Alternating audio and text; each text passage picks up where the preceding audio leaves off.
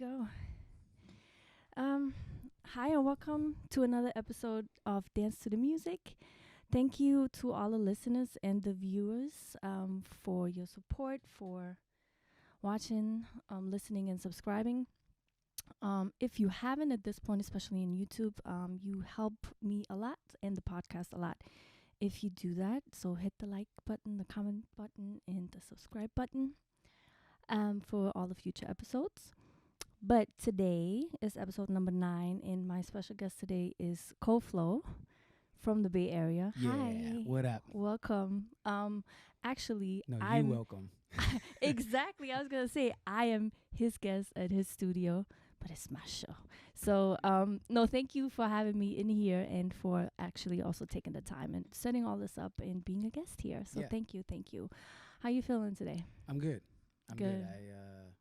It's Saturday and it feels good. Like I feel like I'm doing something where I'm working, like I'm doing a thing, A productive thing. a productive thing, and Okay. I like to feel productive at least once a day, every day. So I'm starting out right on a Saturday. The goal. Okay, Yeah. cool. So you're born and raised in the Bay Area, as Yes. far as I know. Tell me a little bit about your upbringing, your upbringing, yes, your background, Yeah. and short story until Yeah, today. yeah. The short story is I was born and raised in a town called Warm Springs. It's in a city called Fremont here in the East Bay. It's like a suburb of the closest city would be like Oakland.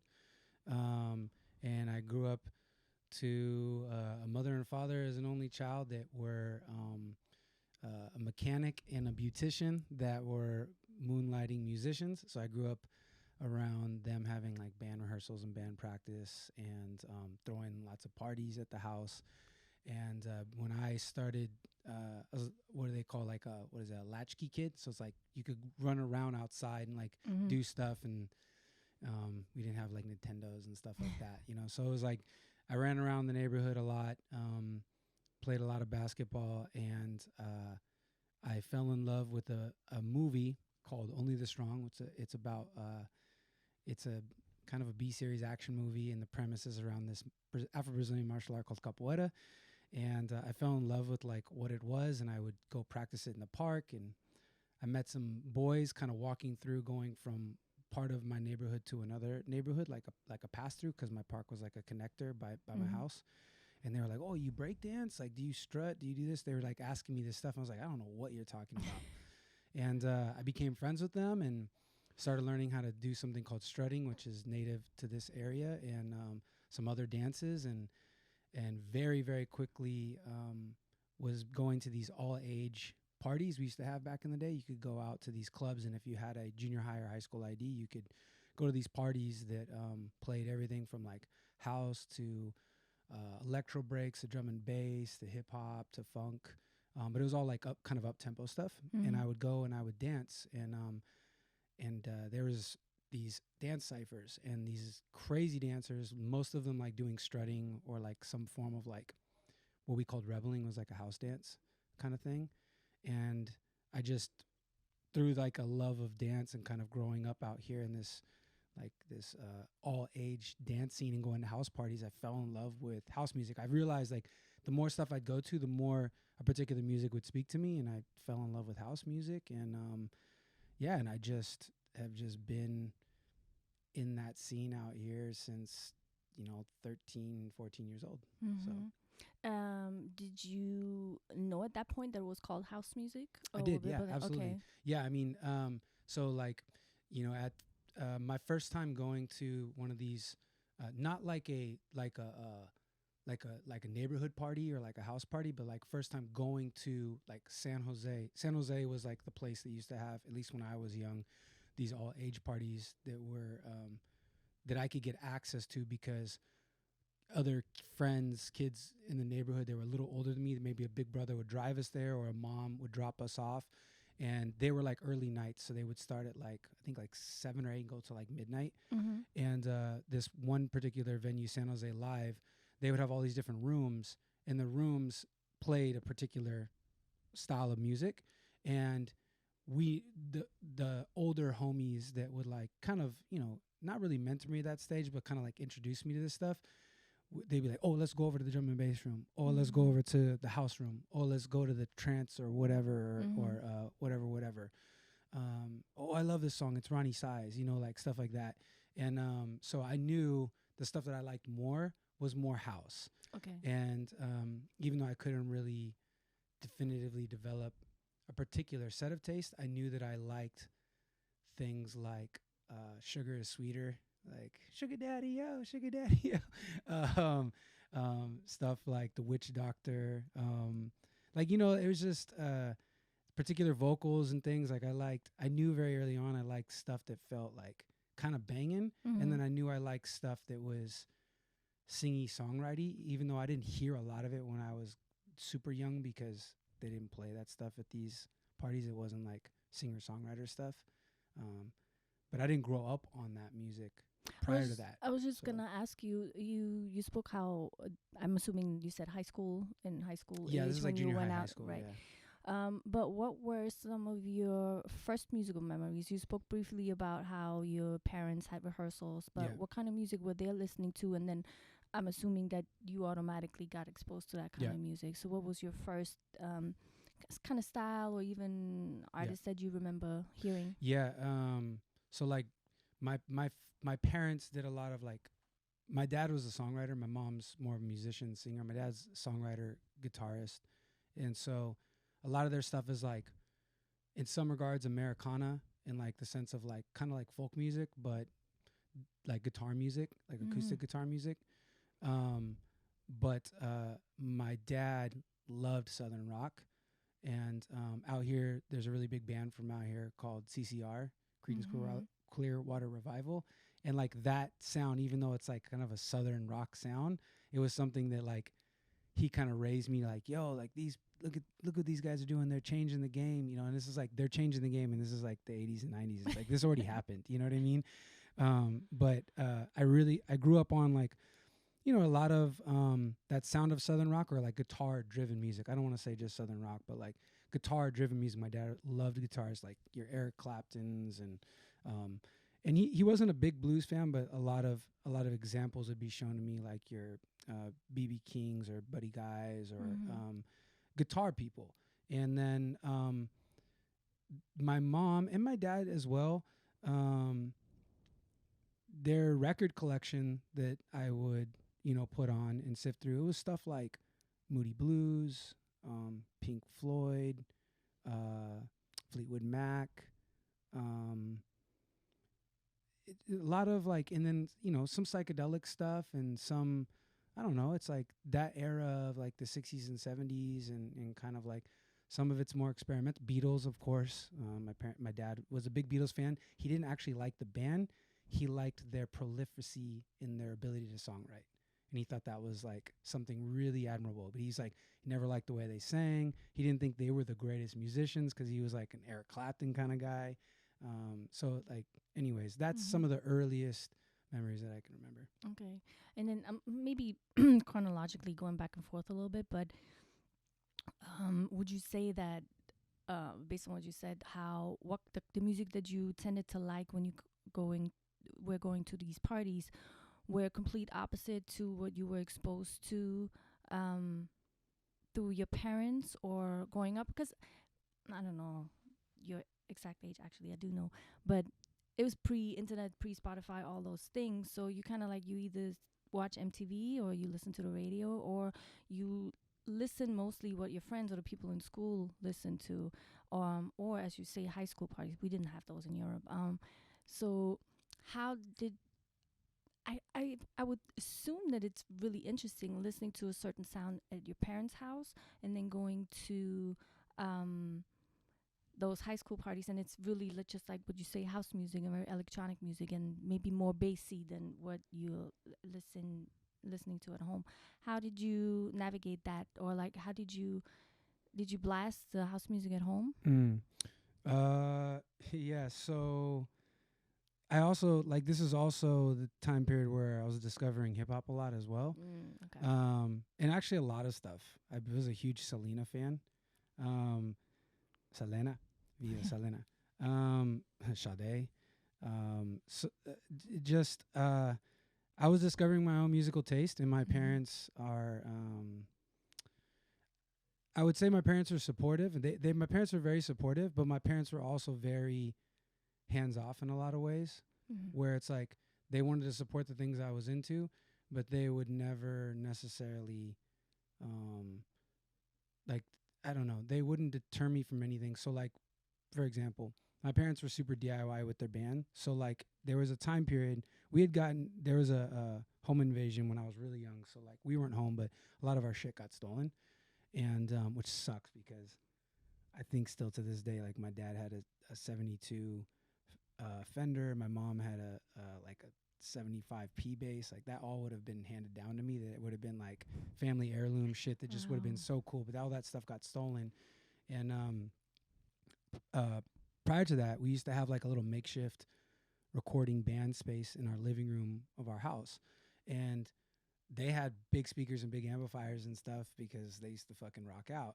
And I would plug in tape players and things to that stuff, and I would play, um, like these MTV Party to Go mixtapes and different stuff like that. And, like, I don't know, like, there wasn't, for me, I never had this correlation of like their music wasn't cool enough and my music wasn't cool enough. And to be honest, like, I didn't really think about this a whole lot, but like I listened to their music. When I was like mentioning, like, be a Pink Floyd, a Fleetwood Mac, a Moody Blues, the Eagles, whoever, I would listen to this stuff on like full range speakers. Mm. Like 2 and 3 way PV stacks and Yamaha speakers and bass amps and, like, I mean, really loud shit that, in a space probably almost twice the size of this room that we're in now. So it wasn't like a huge space, but like I listened to this in a way that uh, I feel like house heads, you can't listen to house on a Bluetooth speaker and really enjoy it the way that you have to enjoy it with like a full range system. Right. And I feel like in a lot of ways, this music that I was listening to on my parents' records was like kind of the same. Like when you listen to like Fleetwood Mac on like a full range system and you get like some great harmonies and stuff, it's really like this full sonic experience. And I never really like, obviously, the bass in like the modern 90s like hip hop and dance music and stuff that I was listening to, like, obviously that stuff was like quite a bit more overtaking. Mhm. And but like I didn't have like a disparity of like the feeling of like theirs being lesser or more than. And I found beauty, I think, in all of it. I think what I liked about the other stuff was like the excitement of it being something foreign to me, and that Mhm. it also, I wasn't collecting it really yet, right? I didn't start really collecting music until about 16, 17. Okay. It was more like getting compilations of little things, right? To like Yeah. play and listen to. It wasn't like, artist, let me buy this or let me buy a record, whatever. So like I think like my taste was still kind of with what my parents' stuff was in terms of collection. Mhm. Um, maybe I had a couple albums of like some hip hop, and like Selena was the first CD I ever got when I got a CD player, and the Loonies, Operation Stack Gold, or no, the Click Game Related. That's some Bay Area shit. It's like early days E40.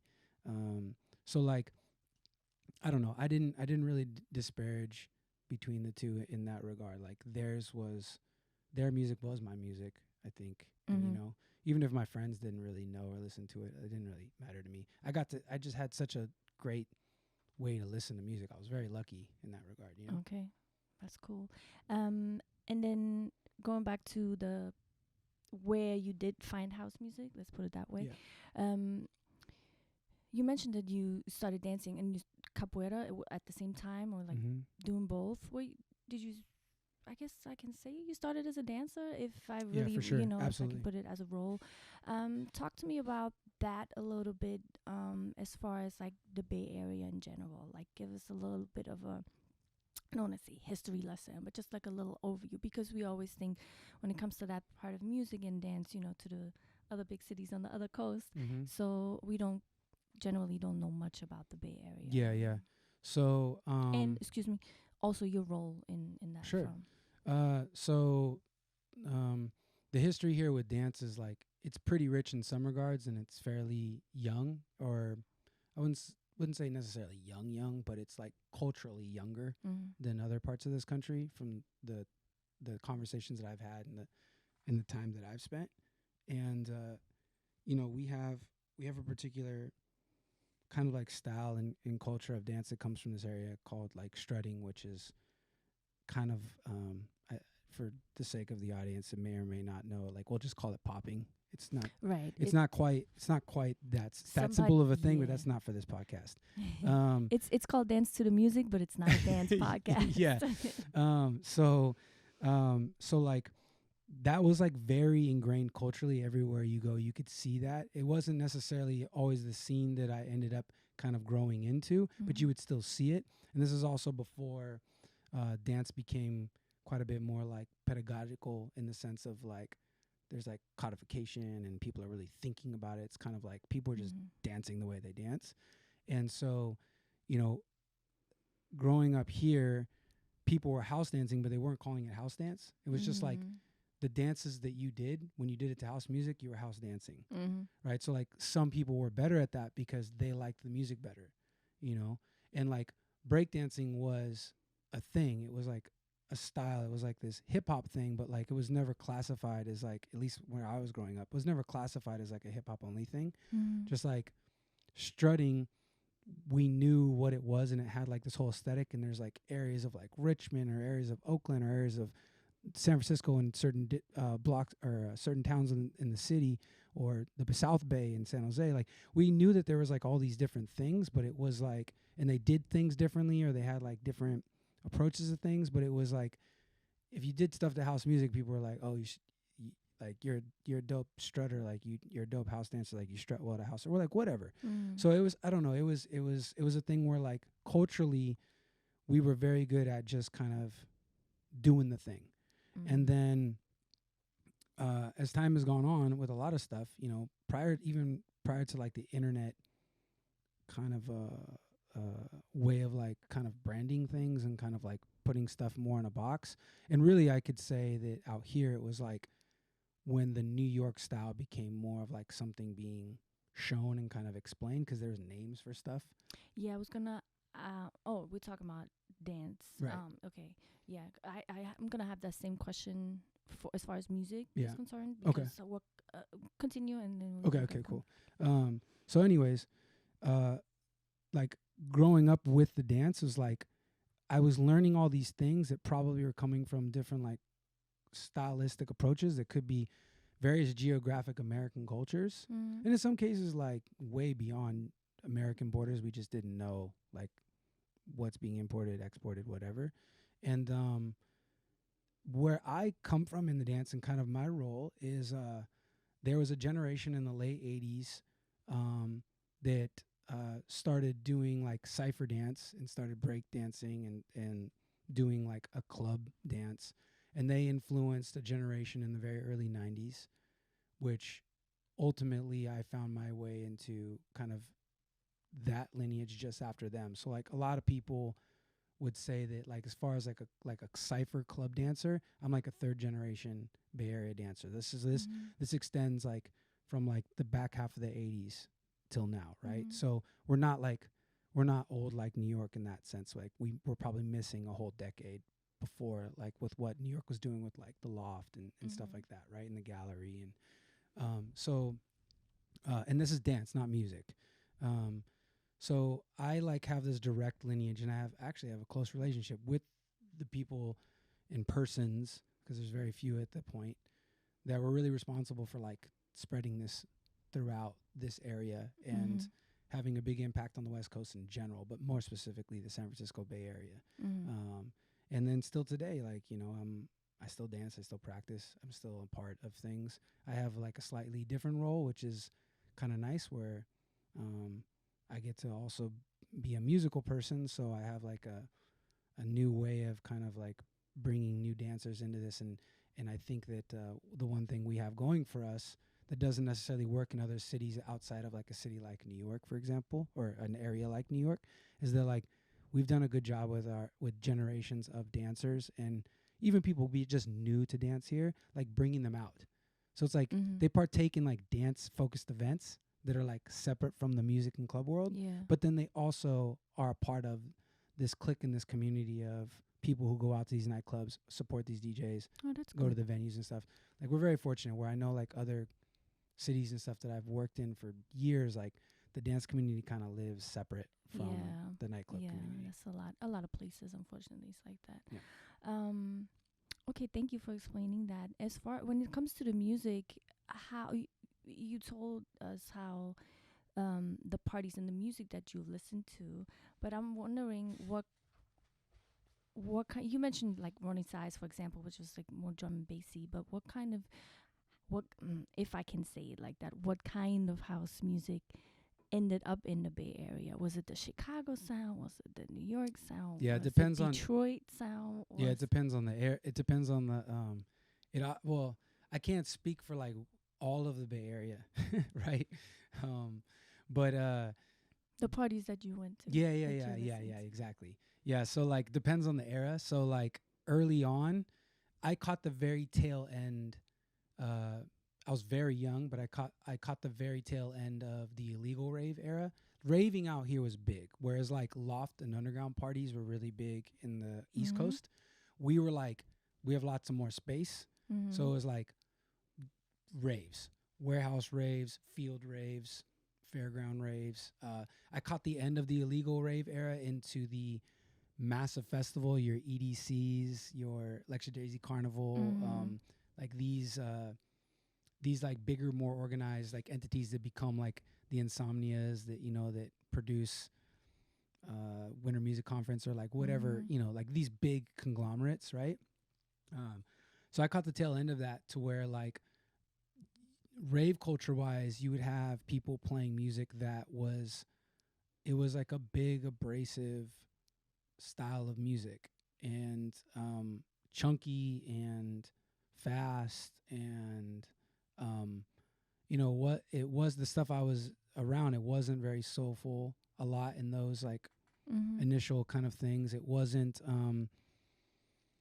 very dynamic, like it wasn't fundamentally dynamic, like so musical in that sense. It was a little bit more of like to get you going, and as far as house music is concerned, and and then the stuff that wasn't like that rave culture stuff, that was more of like the party stuff, like because I kind of separate the rave stuff from like the club or the party stuff.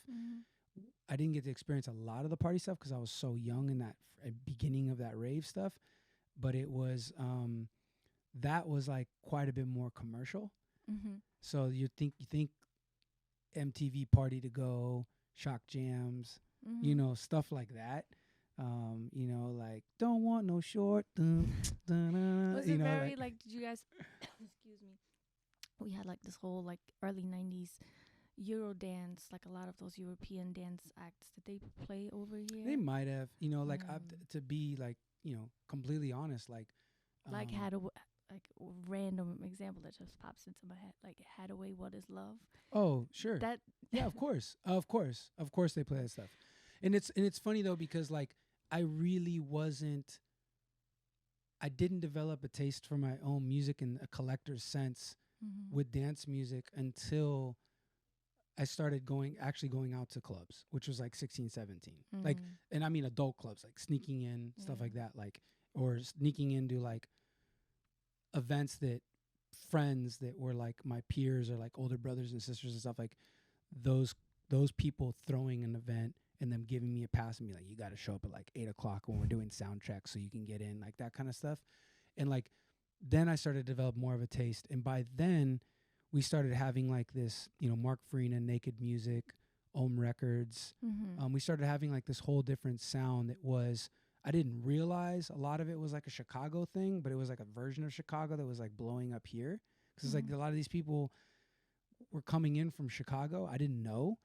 And it was like this certain tinge of a crowd. And like as far as like, it was an obvious brand, right? Or of this style of music, right? And that was coming up a lot. And that's what I was around. So early Records, your Naked Music stuff, Salted, Mark Farina, Miguel Miggs, that kind of stuff. And then I had more of like more of the dancey stuff. That was like fun party stuff because it was like available and like people would go to those parties, right? And there's a cohesive brand to it. I remember intimately because this is back when they used to be physical flyers, right? Like there was branding to all this stuff, and it's like if you were walking up to a car and you saw the side of the flyer, you kind of recognize by the color scheme and maybe even the way the line weight is on like borders, like, oh, there's gonna be an Records flyer. Like who's playing? You know what I mean? Like where are they throwing a party? Where's it at? And then I had like the other side, which was more of like the side that I would get down, and you had these DJs and parties like Patrick Wilson at New Life and Frankie Feliciano and David Harness used to do a party called Taboo. And it's like it was at first, when I first started kind of visiting it, it was a gay party at this venue called Pink in the Mission. And it was like, that was like a whole different experience. And that's where I started to kind of experience where David was doing like this. The best way I can explain it back then was like this mixture of like underground and soul. And Patrick and the kind of the New Life crew was doing what I didn't know was like closer to the East Coast sound. Like, or I'm making a generalization, right? So like those, like, that was the kind of stuff. It became like, depending on, you know, a 3-4 year period, like it was like it changed drastically, and I started to really develop my taste towards the latter with like your David Harness, your Patrick Wilson, and the records that they're playing, which could be everything from a soul to more underground feel to like more of like a shelter kind of vibe. You know what I mean? So like we had a nice taste of that. And that's just here. I also had started to party in LA as well during some of these years. And I used to there's a party called Deep that Marcus White used to do once a month. And I started going to it when it was in North Hollywood. And it was kind of different every time. Like, I think that's the first place I heard Louie Vega play. It was the first place I heard Black Coffee play. Is way before Black Coffee was like Black Coffee. So, yeah, anyways. Was that the time when, or not, let's ask differently, when is the time that you started collecting music in that sense? Yeah, so I started collecting at like probably my junior, senior year of high school, but I really started collecting once I graduated high school because there's like this entrepreneurial vibe out here where everybody wants to be a part of everything. So, for example, I grew up like a homie that was a dancer would throw a rave, and like you would get a job at the rave, like being a ticket person or a door person, right? And it's like, and then your shift would be done, you go dance, and then you would have a job to like help break down or carry equipment. You know, it's like everybody kind of played roles in our community out here, depending on like, you know, I'm sure it's like this in a lot of cities, but like it's very much like you can do your own thing. Like you can be a part of this culture more than just a person who puts baby powder on the ground and spins, right? So I remember being like, oh, my favorite dancer in the Bay Area is a DJ too. His name is Patrick Wilson. And I was like, he was the illest dancer and he was a DJ and he was awesome. And I was like, I think I want to learn how to DJ. I don't think I ever want to play a party, but I think like I want to figure out how this stuff works. And one of the still very prominent DJ in the Bay Area today, my friend JV Velasco, I would go out and, you know, he had a lot of gigs, still has a lot of gigs. And I remember one day being like, hey, could I ever like ask you some questions about, thinking about getting a DJ, I want to buy some equipment and stuff. And, you know, we're in the club and he's like, oh yeah, well, sure, I can give you some advice. And he's like, super equipment nerd too, right? And he's like, yeah, you know, during my set, why don't you come hang out in the booth with me? And I'm trying to remember the name of the venue. I feel like it was like at the edge of the Mission or like Noe Valley. I could be wrong. I'm a little fuzzy on it, but I remember the booth just being like up a little staircase and very small, like 1.5 people fit in it, you know? 1.5. It's like that kind of booth, right? Okay. It's like you can't even really party too hard. Like if you're like trying to pull your CD out of the deck, you slam your elbow into the wall kind of thing. And he was like, yeah, why don't you come sit in the booth with me and like you can just, you know, at least watch and then we can talk later. And I remember him being like, yeah, like he mixed a few records. He's like, yeah, so what I'm doing here is I queued up my song and he like explains to me the whole process and he's like, watch, I'm going to do this and he explains the whole thing. And I remember after that going like, oh, this is really dope. The first thing I actually need to do is like start building a set of records that I would want to play. That was a very pivotal moment for me. And then I started, it was like, 18, 19 is like really went heavy on collecting music, buying CDs, burning CDs from having other homies. David Harness started he was doing a lot of edits and stuff. And David Harness would like, I'd show up to his party at a club and he'd be like, here, baby, I got a CD for you. And he would give me like a bunch of his music. And so I played fuck tons of David Harness records. It's like all David Harness shit for a while. But yeah. Okay. So you started to practice playing music, let's put it that way, started DJing. Was there ever a thought at that moment to actually make music? Yeah, I had actually, because when I was in high school, dancing and stuff, I kind of left it by the time I got out of high school, but I was very much like growing up in hip hop culture simultaneously. It's not a big part of my identity because it's not the culture that really raised me. But like, I was in a rap crew, and like we performed and freestyled and recorded, and my first ever hip hop crew or like collective was called the Gyro Crew, and we had DJs, dancers, writers, MCs. I was probably like 15, and like my homie that was the DJ in the crew also had an MC. What was it, MC 303? If I'm getting that right, the Roland Groove Box. I think it's a 303. And so like we would learn how to make beats and do stuff. We were super into like.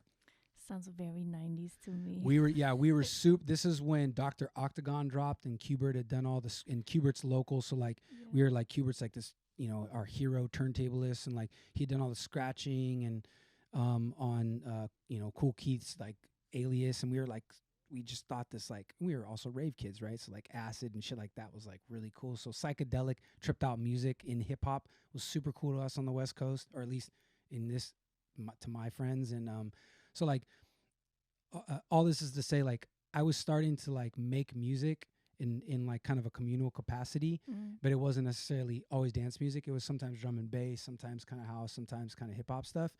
And then I started trying to make computer music around like 16, 17 and with Fruity Loops. And it was so fucking difficult.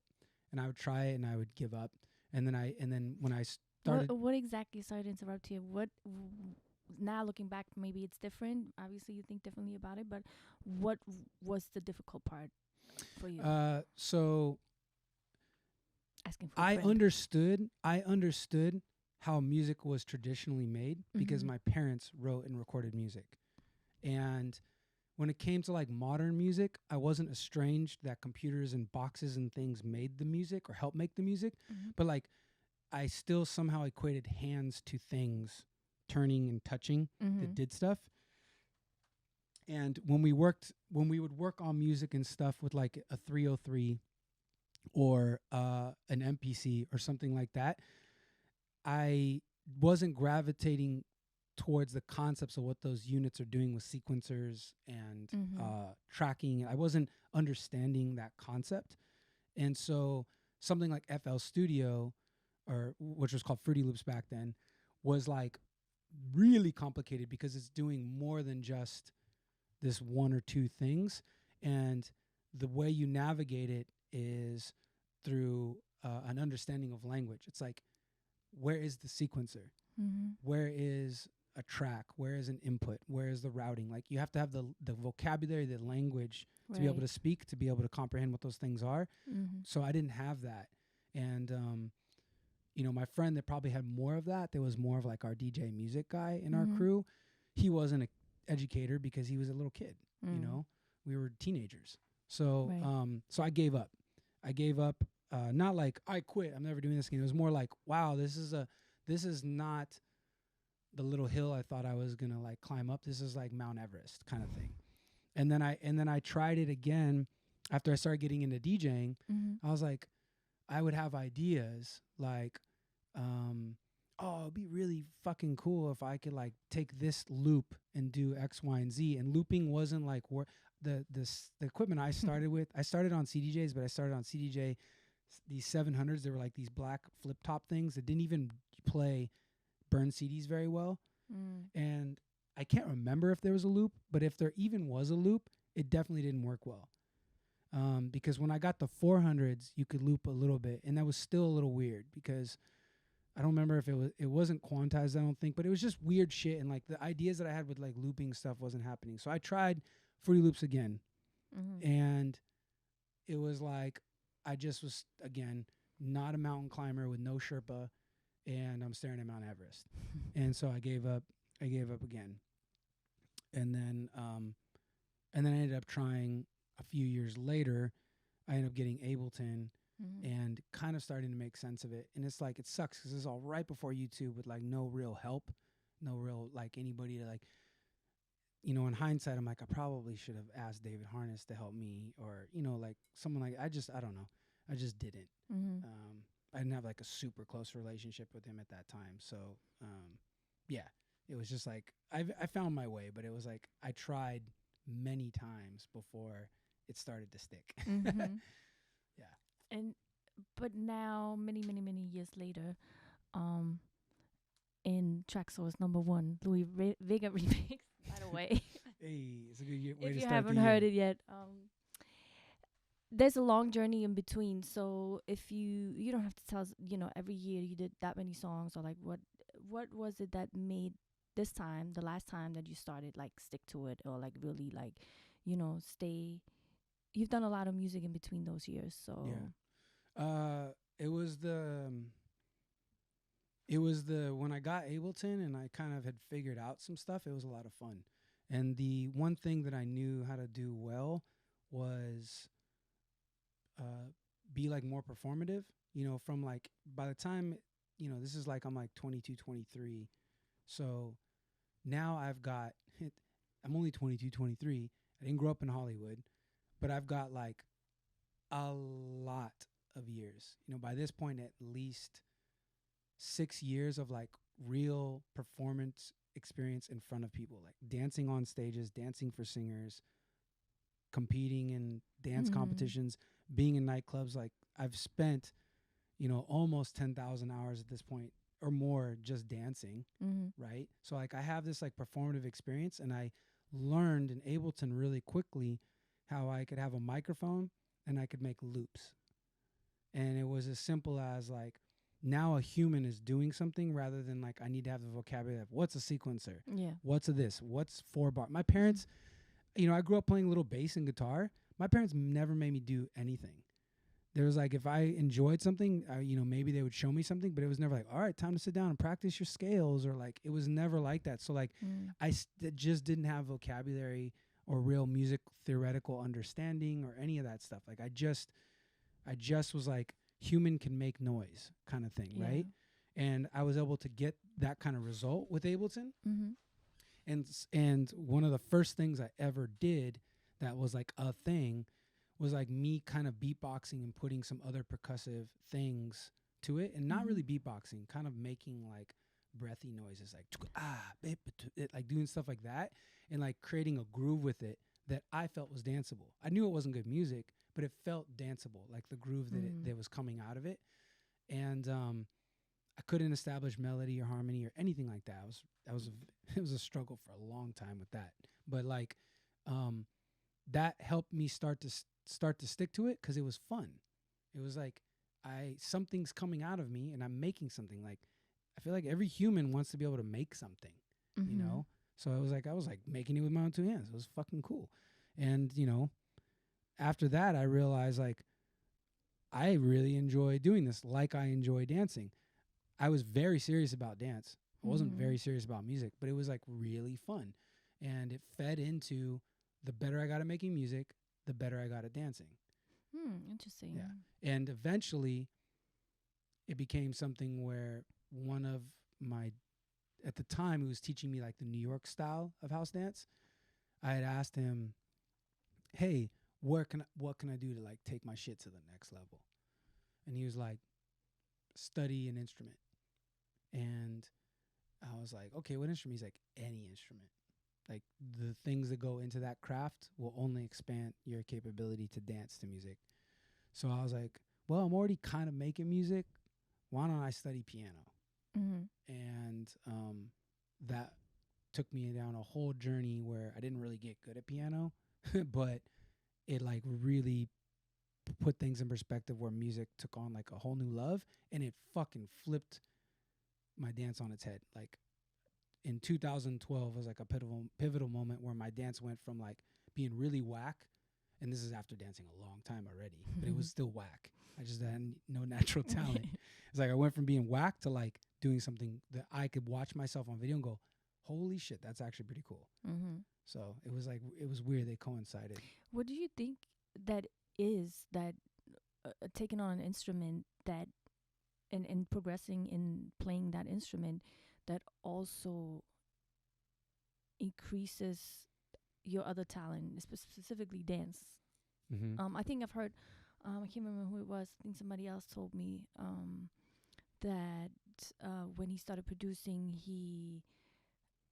his dancing was different. And obviously this is just like a, not everybody's a dancer, so nobody would know that. But I'm really curious to know, like, what is it in your brain maybe that triggers that? Well, if I'm speaking like in as Professor Coflo and I'm like educating, it's like my explanation would be that like as a dancer, if you're studying dance the way that I grew up studying dance, where you're trying to develop improvised dance, you have to train your body, you have to train like the mind body connection to be able to create the movements that you want to create. But like to be able to really dance, like respond to music, you have to train your ears. So your ears have to become really elite. Your ears have to develop a sense of musicality like a musician develops a sense of musicality. Doesn't necessarily mean you have to be able to play an instrument, but it's like a musician can feel when things when things are slowing down or speeding up. A musician can feel when tension is coming and a change is going to occur. Sometimes they can feel it and they need a visual cue. A band leader is like, all right, here it comes, and now we're turning around or whatever. Like you can, a good musician has a sense of musicality for like taste, feeling, timing, emotion, like all these things. And a good dancer that has trained ears can pull that same shit out of the music. So you can become a bit of a fortune teller. Like you can predict, if you've never heard a song before, you can kind of predict based off of what you're hearing when a change might occur or when something might happen, or you'll hear the idea introduced, and before the next bar turns around, you already have committed that idea to memory or at least timing so that your body can react to it in that way. Or this is like, it's impossible to teach without having ear sensibility, but like really landing in a pocket as a dancer and like having a good groove that matches the song. Like your ear identifies that, not your body. So your body, of course, your body has to be able to do shit. It's like, you can't just be like, my ears are great, because a lot of musicians can't dance to save their life unless they're playing their instrument. And then when they're playing their instrument, they got all the fucking moves, like, but like if they're not playing their instrument, they kind of struggle a little bit sometimes, generalizing. But how now these days when you make generally when you make music, how much does dance play a role? I kind of know the answer, but in your mind, in your head, like I've been here in the studio for a few days now, just as a disclaimer. So I've seen a little bit of the workflow, and you're in the studio every day for the whole day.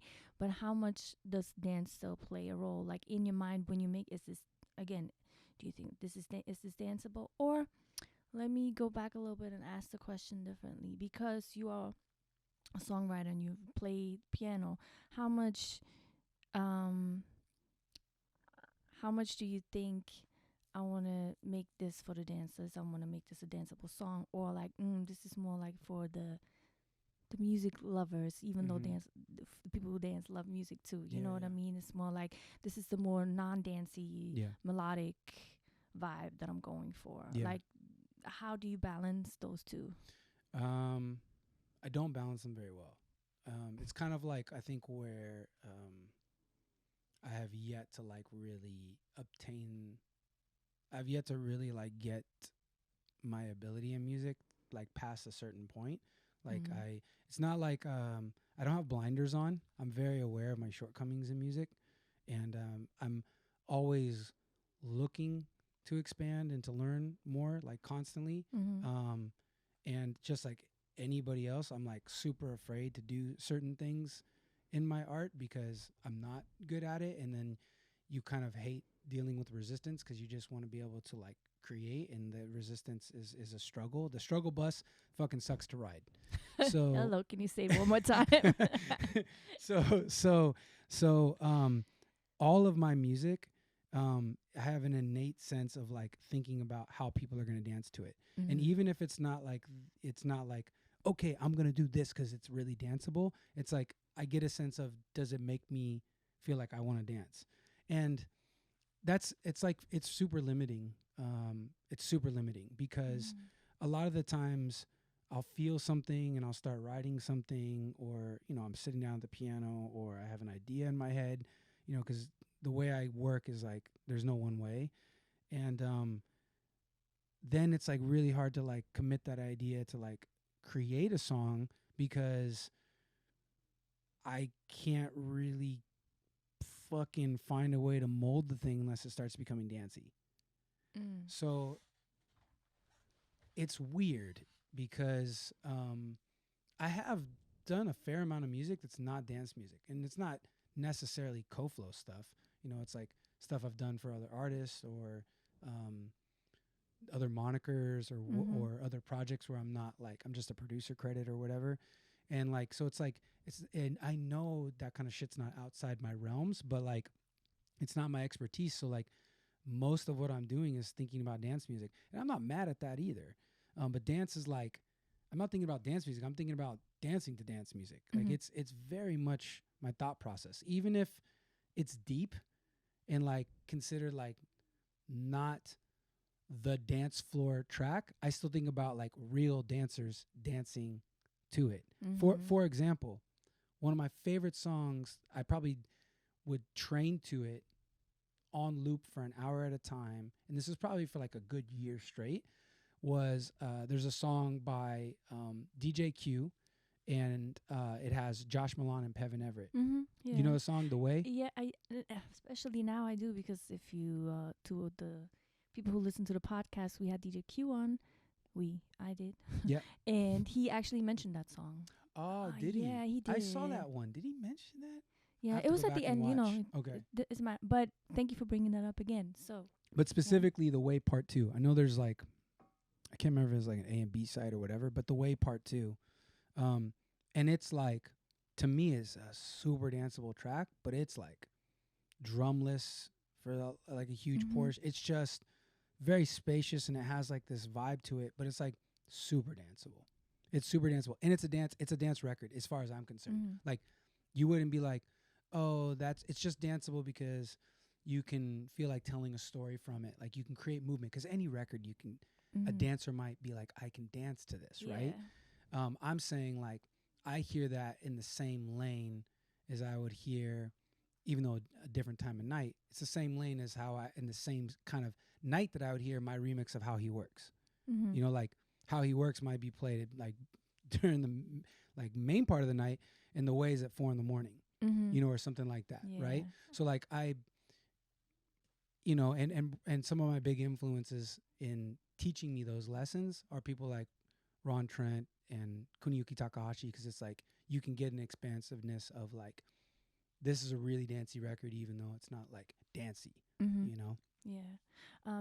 You just mentioned those two artists. Who are some of your other inspirations, or people that you respect and look up to, or look for, like, you know, listen as not inspiration, but yeah, just like, ooh, I listen to them for how they do things. Yeah.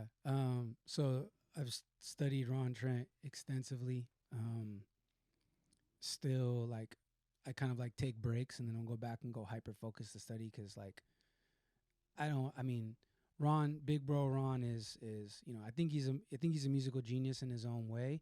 I don't want to like overinflate the love that I have for what he does, but it's kind of like, I feel like if once I learn something and I take a break and I come back, I have a lot more to learn. It's so crazy to like say that, because like sometimes I feel like I've figured out somebody, you know. Well, it's nothing wrong with giving Ron Trent his flowers. I mean, Yeah, his yeah, body nothing, of work speaks for nothing wrong, itself. nothing wrong with that. But I feel like every time somebody asks me about some shit, I'm always like Ron Trent, Ron Trent, and it's like, yeah, man, he's fucking dope, dude.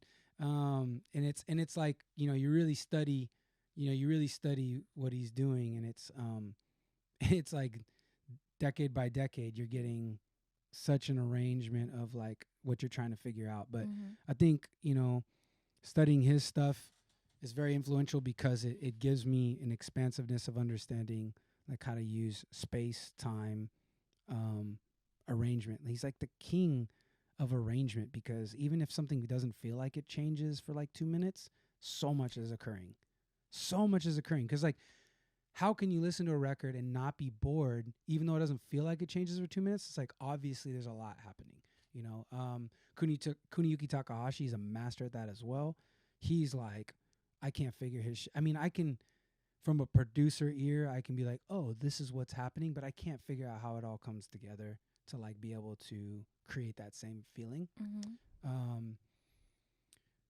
Joe Claussell has a wicked way that seems completely unscientific to how he does edits, remixes, productions, and it has a lot to do with the sense of like, I feel like and I don't know, I've never had this conversation with him, but I feel like he approaches music as if it's being played live, right? Which is like, that's the only way you can capture that feeling on a record. It's like certain things you can't mimic unless it is live, but he like approaches it in an interesting way, and it's super inspiring.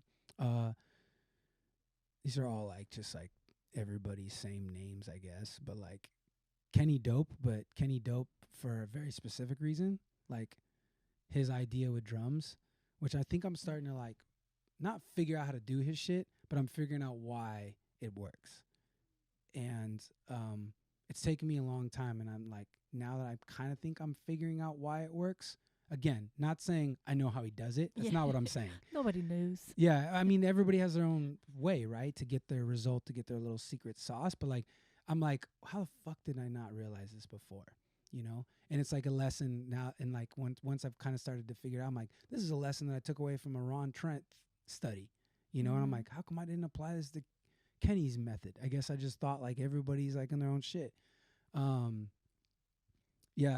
then, you know, I think as of late,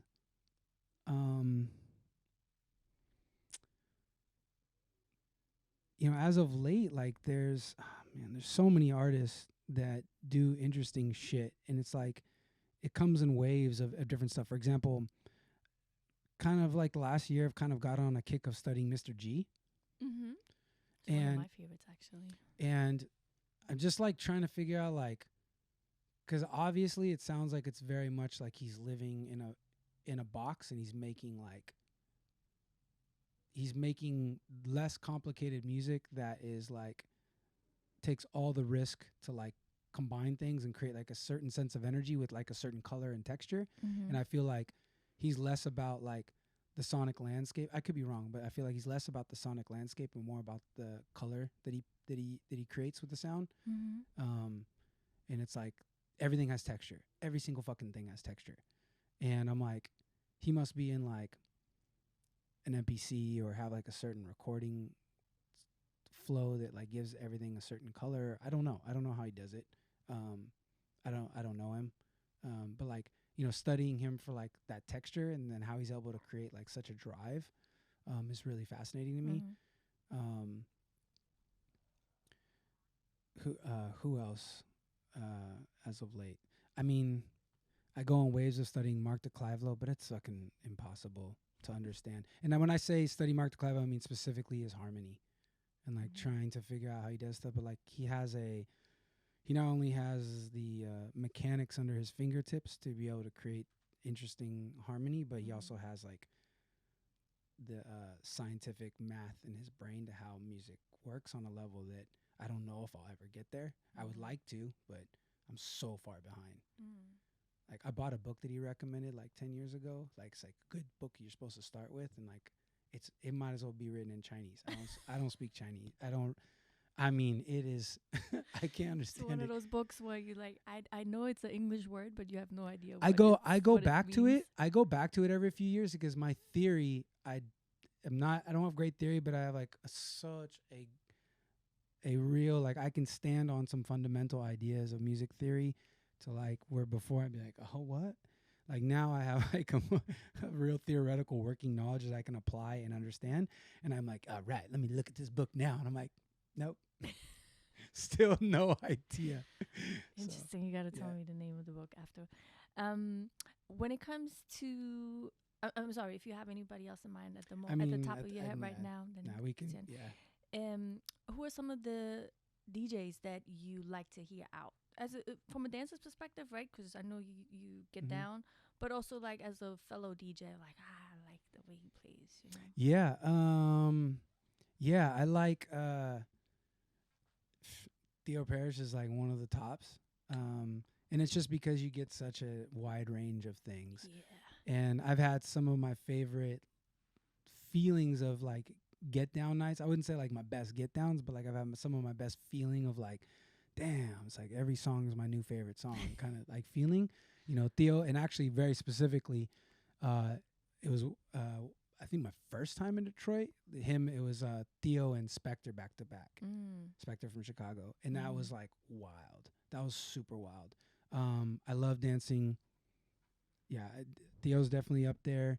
Um, I really like Ron Trent, especially when Ron Trent plays later sets, because it's like you get like such an interesting blend of old and new, and also like he likes long play records. I really like records that are like meant to go 10 minutes long, because as a dancer, like there's a lot to be said. Again, it's like this weird live thing, like a live band playing a set, and certain people getting a chance to solo, certain people getting a chance to improvise. Like I love improvisation in music, so that's definitely up there for me.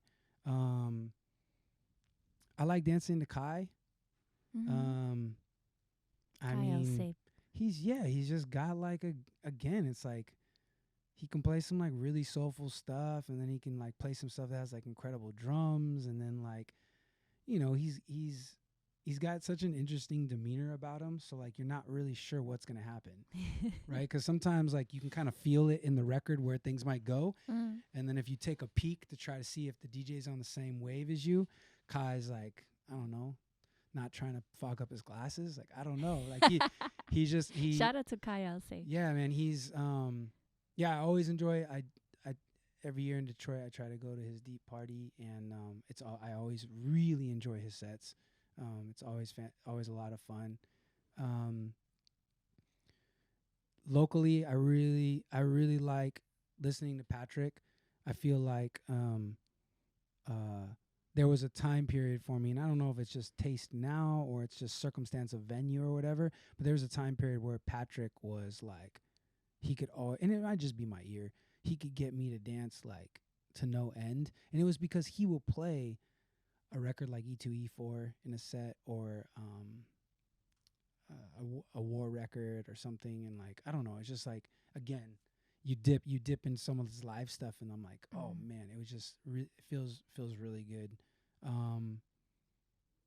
Yeah, who else have I really enjoyed as of late? Let's see. I don't know. I every time I hear you play, like when we played in Brooklyn, or no, Thank Manhattan. you, It was Manhattan. When we played in Manhattan, it was like, you know, we were all like playing, and like, you know, Capella was fantastic. Like I felt like we got to play, like records were being played like such a wide range. Like it felt like really danceable, you know? Like, I don't know. I don't always want like, I don't know. I just want like a range of things, you know? And it sucks because most DJs, unfortunately, these days, at least in the stuff that I end up getting to go out to, like no one has a chance to like really stretch out and like play. Yeah, I think it's the promoter, venue, whoever organizes the party, that 1 hour, 1.5 hour max set is really kind of It's I whack. don't know if it's the norm or if it's just becoming a thing where it's like, yeah, what exactly are you saying? With especially in dance music when the songs are longer than 3 minutes in general. Yeah, I think So- like I have a bit like I hate to sound like a grumpy old fart or like beat the dead horse, but like my gripe isn't necessarily that the sets are short. My gripe is that it creates a loop of bullshit for what the culture and the music can do. For example, the old heads always grumping about sync buttons and all this shit, and the bar is on the floor for becoming a DJ. I don't disagree. But here's the problem. The bar is not on the floor. The technology hurdle is on the floor. Like, your barrier to entry, now the car's automatic. It starts up with the push of a button. You go, hey, turn the heat up to 80 degrees. Like, it does all the shit for you automatically. Like, the DJ equipment can do all that. It still doesn't mean that you can really create what you're supposed to do, which is like create this atmosphere and this story to be told. And it's because these people that the bars on the floor, they only play for an hour. You don't really fucking know if they can play. And they probably can't. You tell them play 3 hours, they're probably gonna suck. Right? They're gonna create these moments of like, what the fuck was that? You know what I mean? Like, they're not gonna be able to rock a party in the right way. They're not gonna be able to get dancers that aren't just there to work out to really feel themselves and dance. So it's like, yeah, I guess it's a give and take on both sides. Like not just the dancers, but the people, right? It's not like I'm going out with the intention of I want to feel something. I want to have a story. I want to have an experience tonight. I want to come early, start early, and hear whoever is opening, and or if it's just one DJ, how they open the night, and then go through all these moments, ups and downs, until the end of the party. Now it's more like, okay, I'm going to this party. Okay, cool. Is it pumping already? And it's like, and then the next person, it's just it starts up here and it ends up here rather than going slowly and doing this. It's like a lot of people says you have to give people the time to stretch out, and it's like that's what's killing stuff, not the technology, in my opinion. Yeah, it's like I know because I force myself, like Simmer Room, I force myself to try and do 3 hours unless like I need to cut it short or something. Like I force myself to do 3 hours. Yes, I know I want Simmer Room to have a fan base. Yeah, I want that to be a brand development for what Coflo is or whatever. Like I have now I have direction for it. It's not how it started.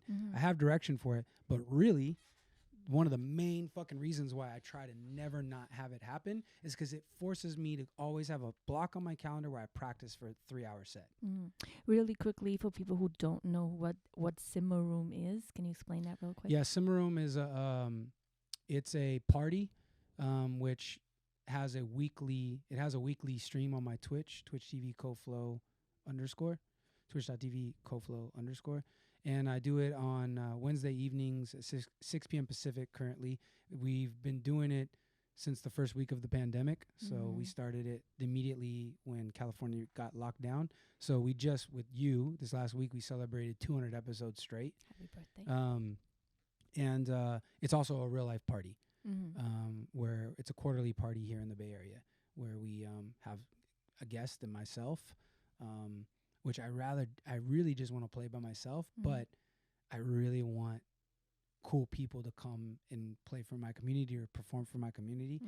So it's catch-22, but it's my party, and it's really the best chance I have to like learn how to do this thing that I'm not very good at, which is the DJ thing. Like, do you say so? Yeah, because I'm not. I mean, I think I'm getting better at it. I've been mixing records for 20 years. But like I've never ever really considered myself a DJ, and it's because I have a lot of respect for like people who really really focus on that craft. And there's so many aspects of like the type of DJ you are. I mean, I grew up in the Bay. Like turntablism is scary. Like it's so crazy that art form. So it's like not saying you have to be able to do that, but it's like there's a difference between someone like me and a DJ Spin. So maybe, you know, people have taste, obviously. You know, not everybody has to shred a guitar. Some people just like a couple of chords. But I just have I have too much respect to be like, for people to be like, oh, I'm the shit, I'm as good as you, whatever. I am trying to get better at what I do and not be in my head about what I have to do if I am performing for people. And what I mean by that is like, I want to take them somewhere, not just like have to like get them screaming and hooting and hollering. Yeah, exactly. And really, it's like it's one of the only ways.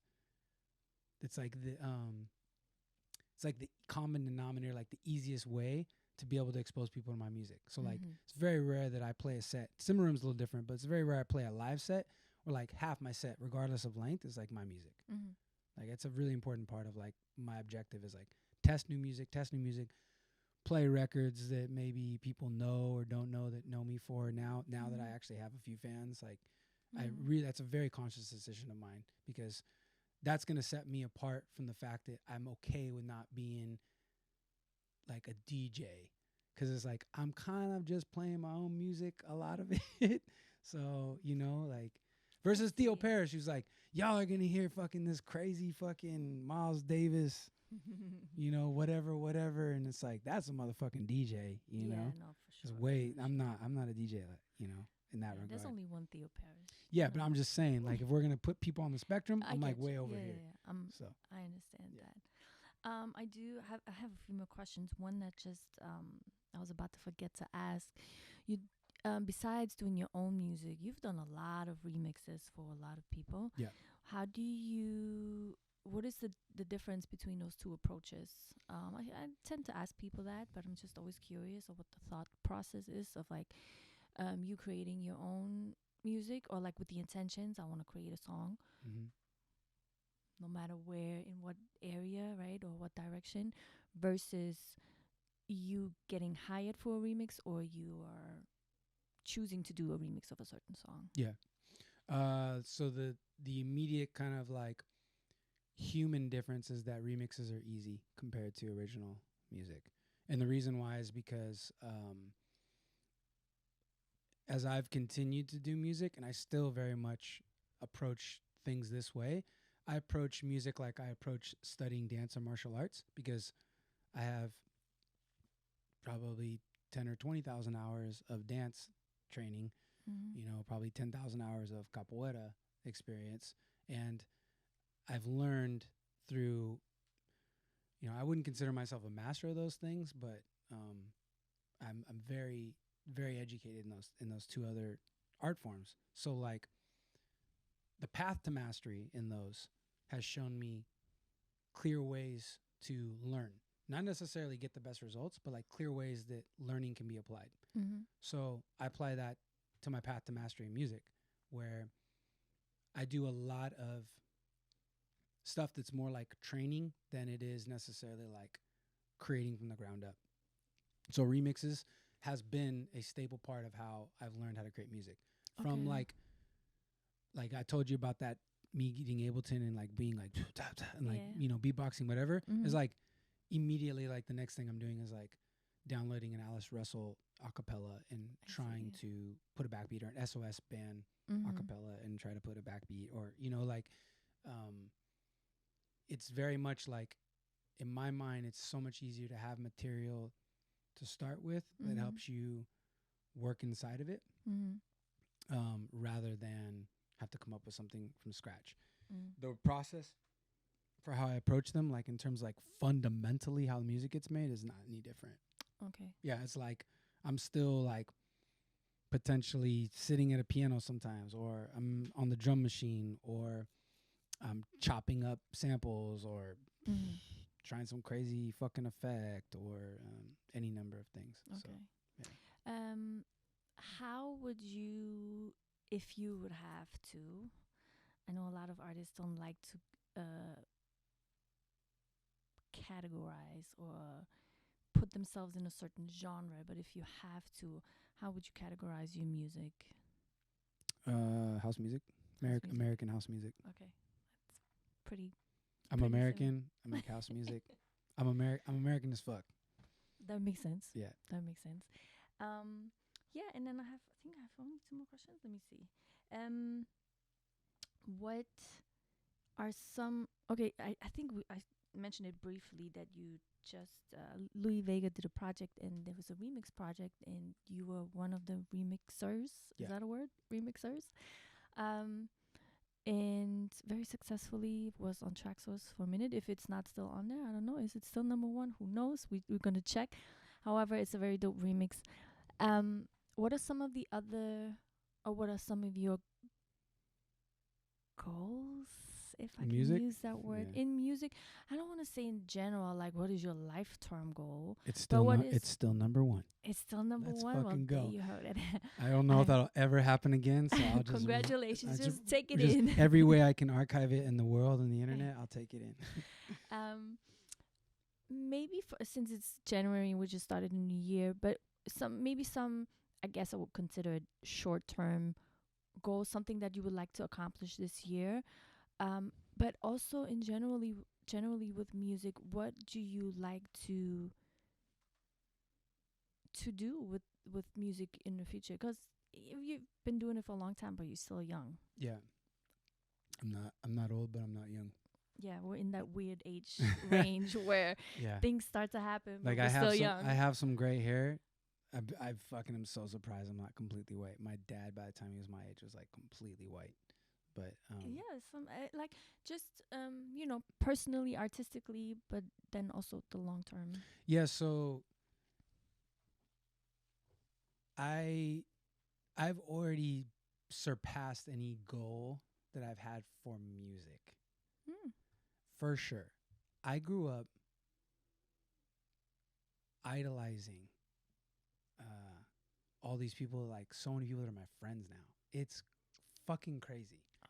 You know, it's like to pick up the phone and to call some of my friends, like, and not on some like fake ass shit. Like really, they're really my friends, and like they're fucking, as far as I'm concerned, pioneers and icons in the landscape of the culture in some regards. You know, it's like, to me, it's like, what the fuck happened? Like, how did that happen? You know, and like some of my friends that I've grown up dancing with, that like don't really dance anymore, but they're like really pivotal, important people in the community out here from the 90s and excuse me, in the 2000s and stuff. Like, you know, these important members of the community, and whether I'm still close to some of them or not, it's like they trip the fuck out that like some of the company that I keep in music. They're like, what the fuck? Like, we used to fucking like drive for 7 hours to LA to be able to hear this person play, you know, and like you're just fucking hanging with them, you know, like.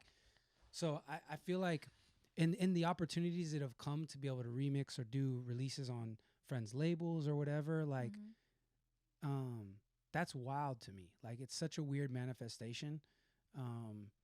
So like I feel like I've already surpassed any goal that I have, and now goals are always like artistic projects. They're not like bars to be hurdled. It's like I have a number of albums, including ones that are finished, that I want to see come to the world in the right way to where they can be heard. And it's like I have ideas for albums. Like I have some of my dad's music that he recorded or rather never recorded, that I've like, you know, written and have reference of, that I want to record my own versions of, and like stuff in like the last parts of his life. It's like I want to be able to see that live in a certain way.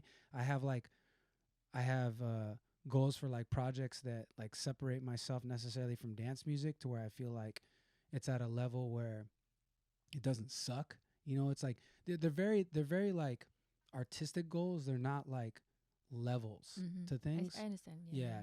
And then like as far as like really the only future development that I have for music is that I want to be able to live off of it. Like I want to have a successful career in music. So I've been doing it full time since 2018, and it's still not the way that I can live. You know, I still have to do other things, even though I'm still doing music 40, 50 hours a week. You know, like that's where my brain's at. But like I'm working on it, you know, and I'm trying to do it in a way that works for me. And I don't think I can follow. Unfortunately, I don't think I can follow my some of my peers and predecessors, you know? Like I have friends that I've come up with in music that are like having a lot more financial success than me, doing different things than me and with like a different level of capability and experience. And it's like, if I look at them and I try to like really make a comparison, I'll be resentful because Comparing is never the right idea. yeah, it's just like you know, it's this, you get this sense of resentment because opportunity, you know, there's things aren't equal. It's just how it is. Everybody, no, I always say everybody has a different story. Yeah. Just because you happen to do things at the same time or start at the same time, that does not mean, that's the only thing that aligns you in that sense. Exactly. And there's so many circumstances that create so many different opportunities and outcomes for people. Exactly, yeah. All I know is that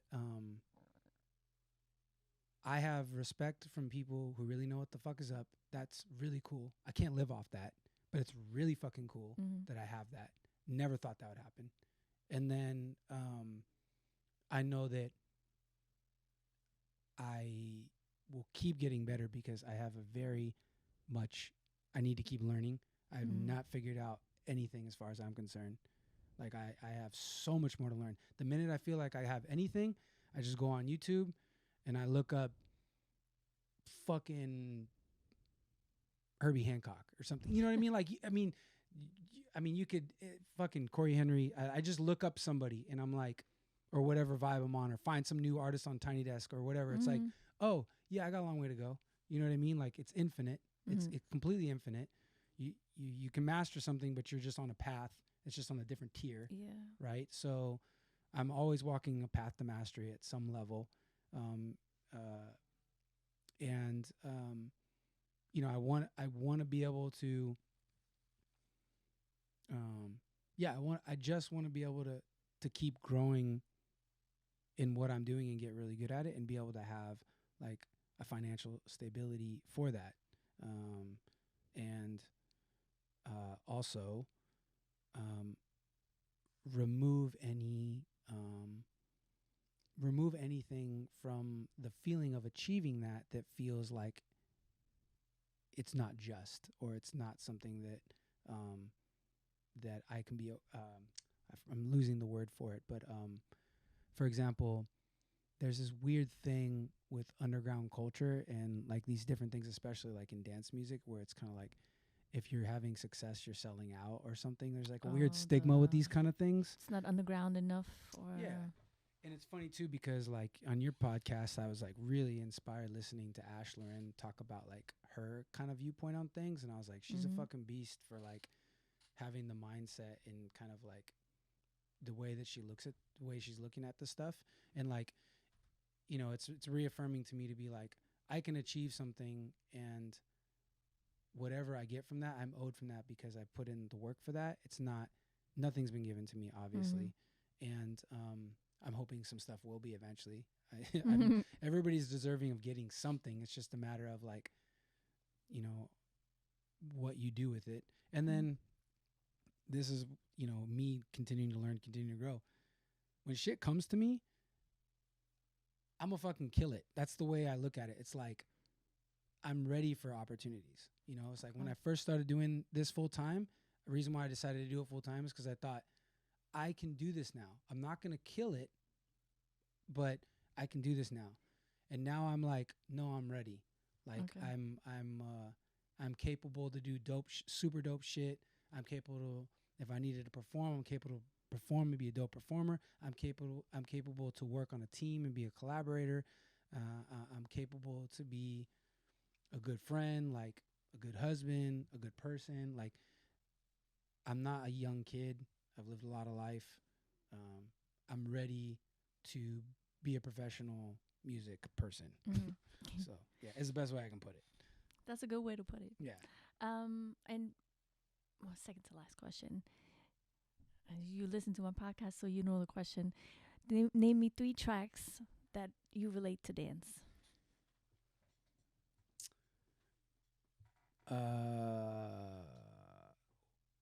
War, The Chase, Flying Machine. I can never remember like which. I know that it's like The Chase or Flying Machine or whatever Think, the yeah, one is. I think it's the Flying Machine, the Chase, but Okay. I might be wrong. Might be the I other don't one. know, but that for sure. Fleetwood Mac, Chains. Okay. Yeah, it's again those harmonies. Listen to the wind blows. Like there's It's a not my cup of tea. I say it. oh man, the end of that song too with the drums, like it gets going. It is bad. It's a bad song. Yeah, just thinking about it like makes my neck hurt because of how much I've been fucking whipping my head. Let's see what else. Oh, I kind of already mentioned it, but just because it just popped up, I was like, oh, The Way. That's such an awesome song. I can't remember the name of the artist, but it's Trini's remix. But he did it under C Daddy and Deep when he was doing stuff with Bradford a lot. It's called Calling You or This Is Calling or something like that. Okay. I don't know at the top of my head, but we're gonna look it up. And then Yeah, put it's it in the C Dad. subtitle. It's I want to say it's This Is Calling. This is the Calling or something like that, and it's the C Daddy and Deep remix. Okay. Whenever that track comes on, it's like, I mean, no one plays it, I play it, but like whenever that whenever that track comes on, or at least I haven't heard it out. Whenever that track comes on, it's like from top to bottom, it's like I could create a whole theatrical performance. Like I feel I can see the dance every single time. Like it's such a fucking wicked song. More house stuff would be That was already 3, but you can give me okay. more if you want. No, you were in the middle of thinking. Give me one more. Yeah,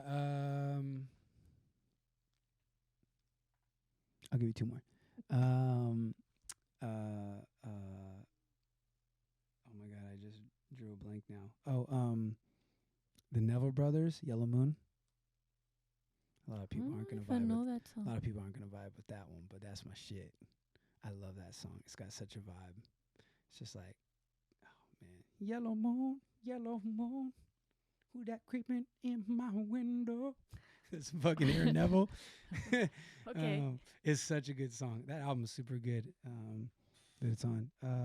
Cause what was that? The song's called Voodoo something, or the album's called. I'm drawing a blank. Anyways, what else?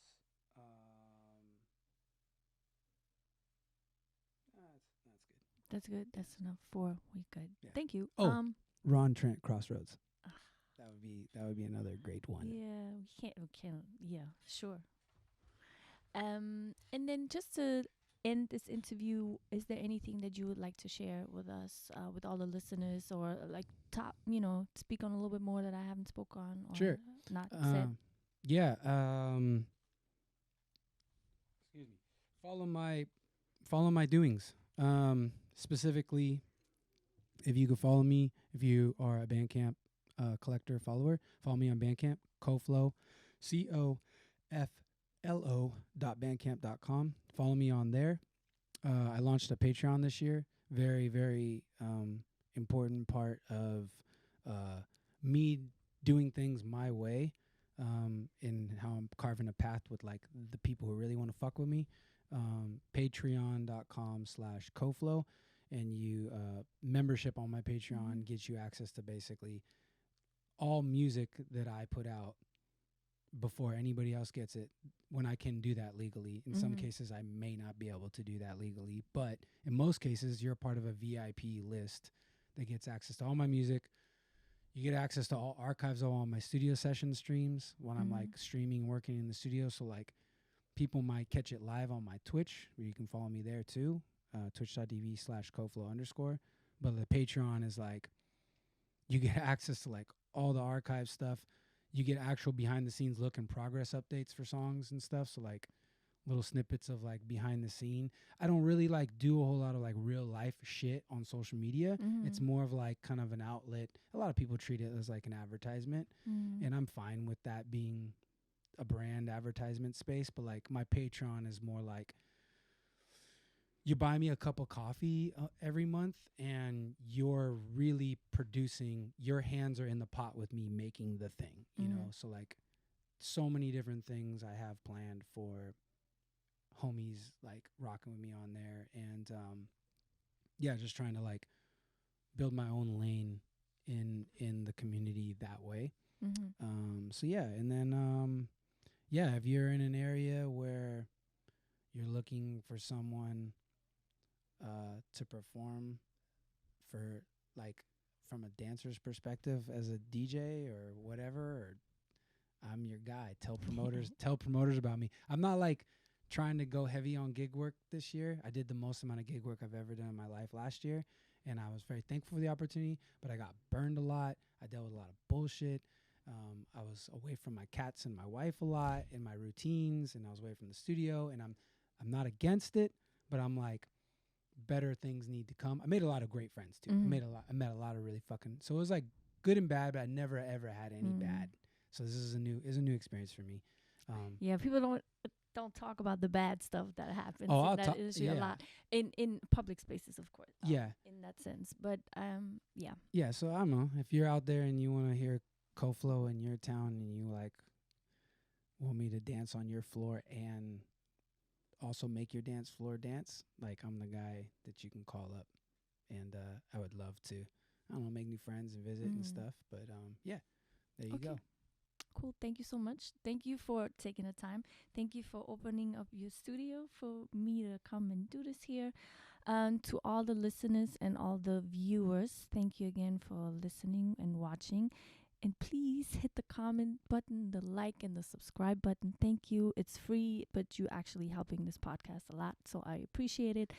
This was episode number 9, and this is almost 1 full year of Dance to the Music podcast. Thank you again. So I want to thank you for having me on. I appreciate it. I didn't say that. And reason why I thank you is that I've enjoyed all the other people you've had on here, and I feel like they're all some amazing people. So it's really cool to be on this with all these other really amazing people. So thank you. I feel very honored. So thank you. So Very everybody welcome. fucking subscribe, because You heard I feel important. So she should also feel important. Thanks, Cody. No, thank you again for listening, and you can catch it on Spotify, Apple Podcasts, and on the YouTube. Thank you guys. Bye. Peace.